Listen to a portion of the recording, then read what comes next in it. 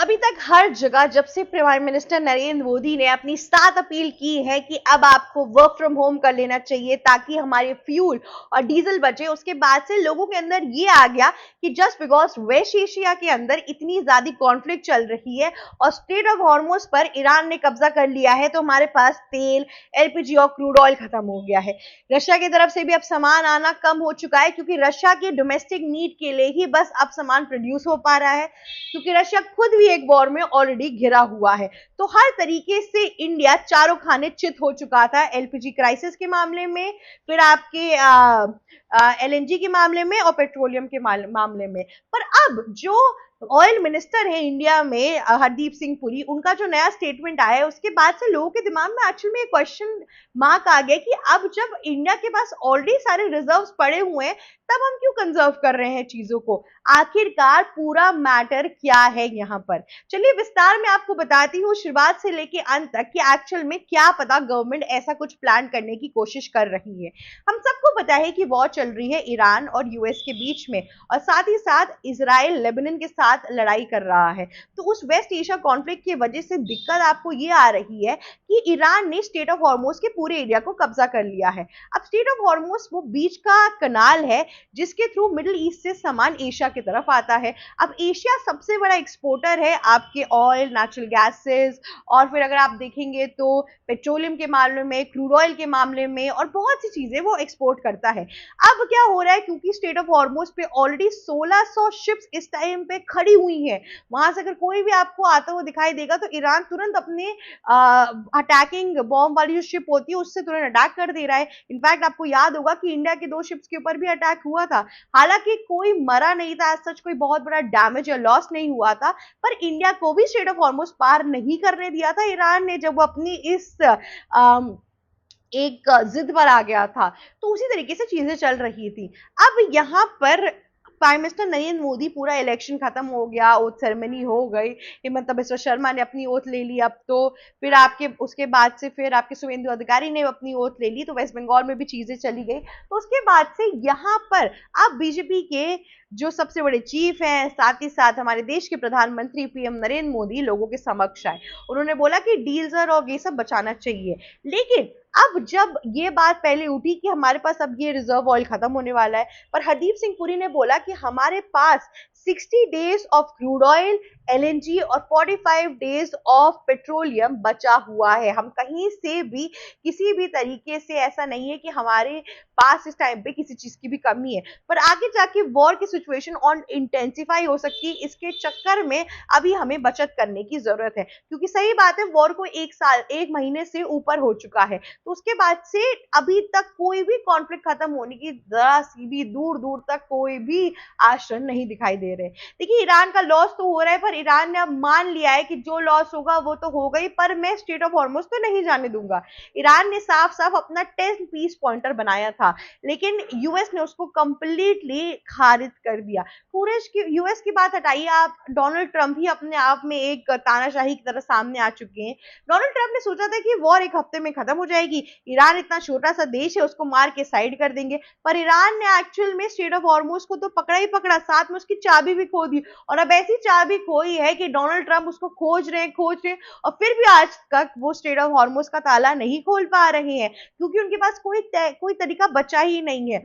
हालांकि इंडिया और भी एशियन कंट्रीज का बहुत ज्यादा लॉस है, यूरोप का भी बहुत ज्यादा लॉस है, क्योंकि हम सब ने एक तरीके से, हमने नहीं पर और सब ने रशिया को ठुकरा दिया था, जब रशिया अपने वॉर के टाइम पर बोल रहा था कि मैं 30% डिस्काउंट रेट पे तुम्हें ऑयल दे रहा हूं, तो मुझसे ले लो। पर उस टाइम पे जब रशिया को किसी ने नहीं माना, तो अब रशिया के पास सामान ही नहीं बचा है, रशिया ने भी इस कॉन्फ्लिक्ट का फायदा उठाया, रशिया ने सामान बेचना ही बंद कर दिया। तो उसकी वजह से यहाँ पर अब सारे लोग चारों खाने चित हो चुके हैं। यूएस प्रेसिडेंट डोनाल्ड ट्रंप ने पूरी लड़ाई की थी, उनके पास वेनेजुला ऑयल भी है, उनके पास अपना भी क्रूड ऑयल है, तो यूएस के अंदर तो आज सच दिक्कत नहीं आ रही है, पर दिक्कत किसे आ रही है, हम जैसे देशों को, क्योंकि ईरान ने अपनी बपौती समझ के स्टेट ऑफ हॉर्मुज को पूरा कब्जा लिया है इस टाइम पर एक तरफ हमारी जो प्राइम मिनिस्टर है वो हमसे ऐसे आग्रह करते हैं। दूसरी तरफ हमें ये बताया जाता है इंडियन गवर्नमेंट के द्वारा कि हमारे पास किसी चीज़ की कमी नहीं है।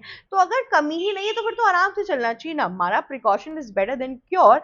बट फिर भी उसके बावजूद भी मैं आपको थोड़े दिन पहले एक टाइम ट्रैवल पे लेके जाना चाहती हूँ, जब आपको याद होगा कि कैसे नितिन गडकरी ने आके सबके सामने ये बोला था कि हमें डीज़ल की गाड़ी से हटकर अब ईवीज़ के ऊपर शिफ्ट होना चाहिए था।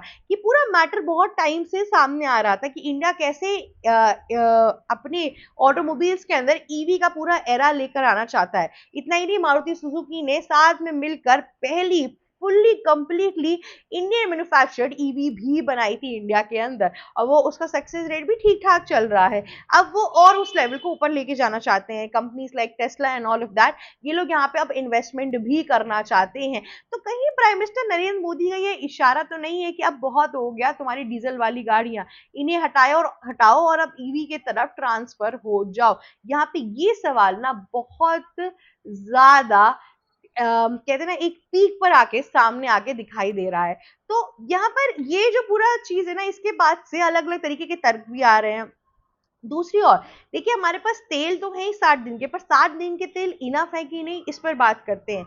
हमें स्ट्रेट ऑफ हॉर्मुज खुलता हुआ नहीं दिखाई दे रहा है। ईरान ने बोल दिया है कि मैं अब टोल प्राइसेस लगाने वाला हूं और टोल का पूरा प्रोसीजर शुरू होने वाला है स्ट्रेट ऑफ हॉर्मुज के लिए। जैसे आप उत्तर प्रदेश से दिल्ली जाते होंगे तो आप टोल प्राइसेस देते होंगे, सिमिलर वे में अब मिडिल ईस्ट से या फिर इंडिया से या फिर पूरे वेस्ट से कोई भी शिप आप स्ट्रेट ऑफ हॉर्मुज से पार करेगी तो उसे टोल प्राइजेस देने पड़ेंगे। जी हाँ, स्ट्रेट ऑफ हॉर्मुज के ऊपर अभी तक वो जगह कंप्लीटली फ्री थी, पर अब उस पर टोल प्राइजेस आएंगे। तो क्या पता जब ईरान ये पूरा प्रोसीजर शुरू कर देगा तो उसके बाद से फिर कंट्रीज पैसे तो देंगी, पर एटलीस्ट एक्सपोर्ट और इंपोर्ट तो होना शुरू होगा। हालांकि उसके बाद से इन्फ्लेशन और ज्यादा बढ़ जाएगी, क्योंकि अब लोग ना कि सिर्फ इसके पैसे लेंगे पर उन टोलों के भी पैसे लेंगे। अब सबसे बड़ी बात है कि ईरान क्यों करना चाह रहा है। ईरान को समझ में आ गया कि इतने सालों से उसके पास सोने की चिड़िया थी, पर उसने कभी ध्यान ही नहीं दिया, और अब ऐसा ध्यान दिया कि उसे छोड़ ही नहीं रहा है पिंजरे में से। स्ट्रेट ऑफ हॉर्मुज के ऊपर कंप्लीट कब्जा करने के बाद से जो टोल प्राइजेस से पैसे आएंगे, ईरान उसे अपने इंफ्रास्ट्रक्चर डेवलपमेंट पर लगाएगा।